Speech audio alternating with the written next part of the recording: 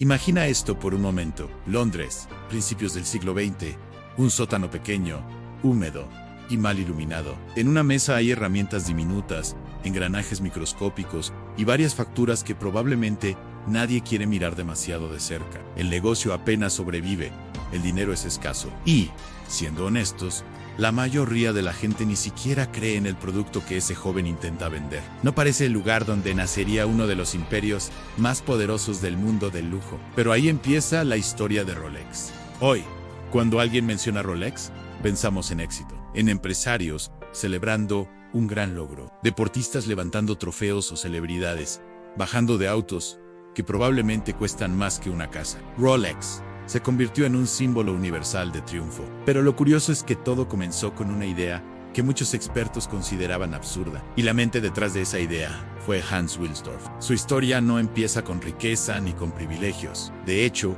empieza exactamente al revés. Hans Wilsdorf nació en Alemania en 1881.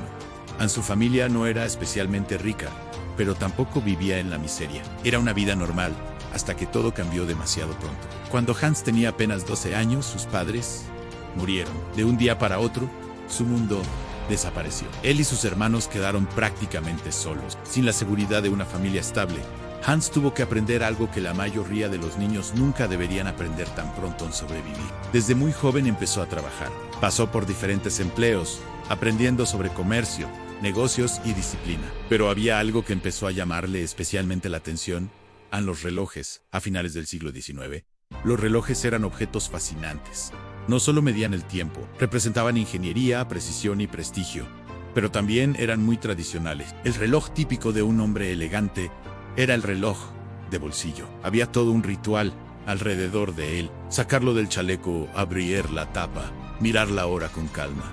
Era casi una pequeña ceremonia social. Los relojes de pulsera existían, pero tenían un problema de reputación. Muchos hombres los consideraban poco serios, demasiado delicados, demasiado pequeños algunos, incluso los veían como accesorios femeninos. En otras palabras, nadie en la industria pensaba que los relojes de pulsera fueran el futuro, excepto Hansen.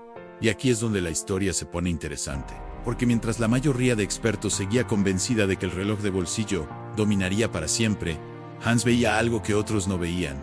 El mundo estaba cambiando. Las ciudades crecían.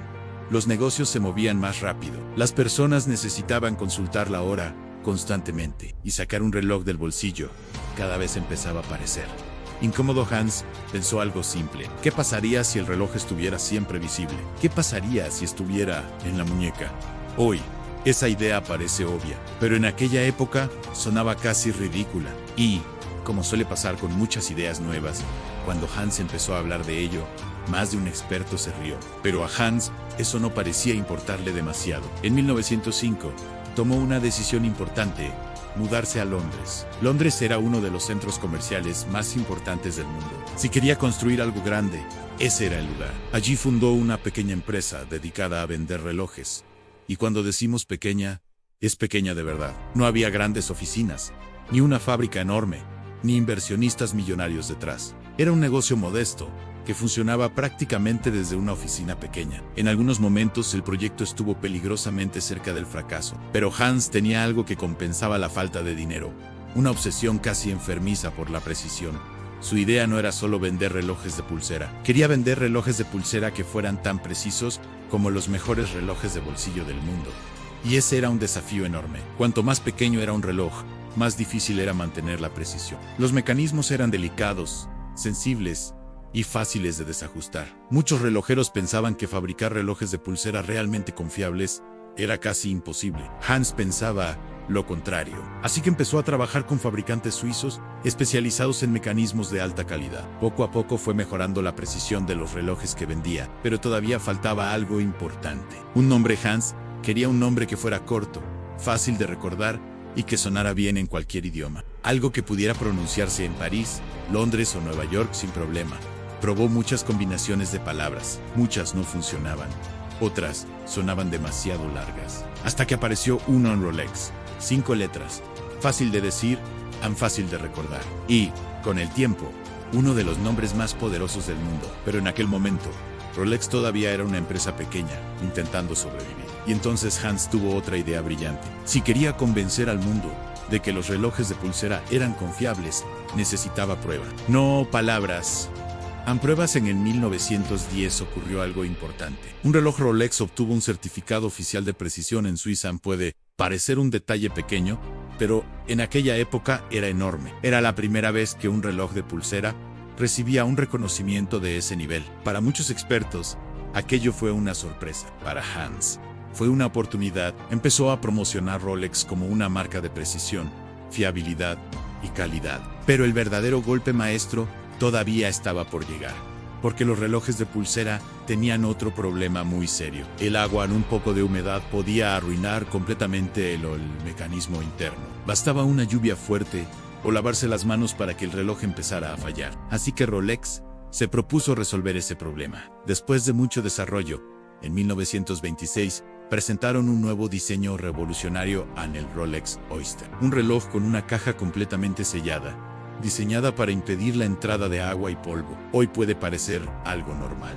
pero en aquella época era una innovación enorme. Sin embargo, Hans sabía algo importante. Inventar algo revolucionario no siempre es suficiente. Hay que demostrarlo. Y aquí es donde aparece una de las jugadas de marketing más inteligentes de la historia. En 1927, una nadadora británica llamada Mercedes Glides intentó cruzar el Canal de la Mancha. No era un desafío pequeño. El agua era fría, las corrientes eran fuertes y el trayecto podía durar horas. Pero durante toda la travesía llevaba un Rolex Oyster en la muñeca. Cuando terminó la hazaña, el reloj seguía funcionando perfectamente. Rolex aprovechó el momento y publicó anuncios mostrando el reloj después del cruce. De repente, el mundo entero estaba hablando de esa pequeña marca que fabricaba relojes resistentes al agua. Fue un momento decisivo. A partir de ahí, Rolex empezó a asociarse con exploradores, pilotos y deportistas, personas que necesitaban relojes confiables en situaciones extremas. La marca comenzó a construir una identidad. No solo vendían relojes, vendían precisión, vendían aventura, vendían confianza. Con el paso de las décadas, Rolex creció cada vez más. Los relojes empezaron a aparecer en expediciones, vuelos históricos y competiciones deportivas. La marca se convirtió en sinónimo de fiabilidad, y poco a poco, también en símbolo de estatus. Hoy, más de un siglo después de aquel pequeño negocio en Londres, Rolex es una de las marcas de lujo más reconocidas del planeta. Sus relojes son objetos de deseo en todo el mundo. Pero lo más curioso de toda esta historia es cómo empezó todo, con un joven huérfano, con un negocio pequeño y con una idea que muchos expertos consideraban ridícula. La idea de que el futuro de los relojes estaba en la muñeca. Una idea que hizo reír a más de uno, pero que terminó cambiando para siempre la historia de la relojería. Porque a veces, las ideas que parecen más absurdas al principio son las que terminan construyendo imperios. Así que la próxima vez que veas un Rolex, recuerda esto. Antes de convertirse en símbolo de éxito, lujo y prestigio, todo empezó en un pequeño sótano de Londres, y con alguien que se negó a aceptar que su idea era imposible. Si te gustan las historias reales de imperios que empezaron desde cero, suscríbete al canal y deja un like en el video.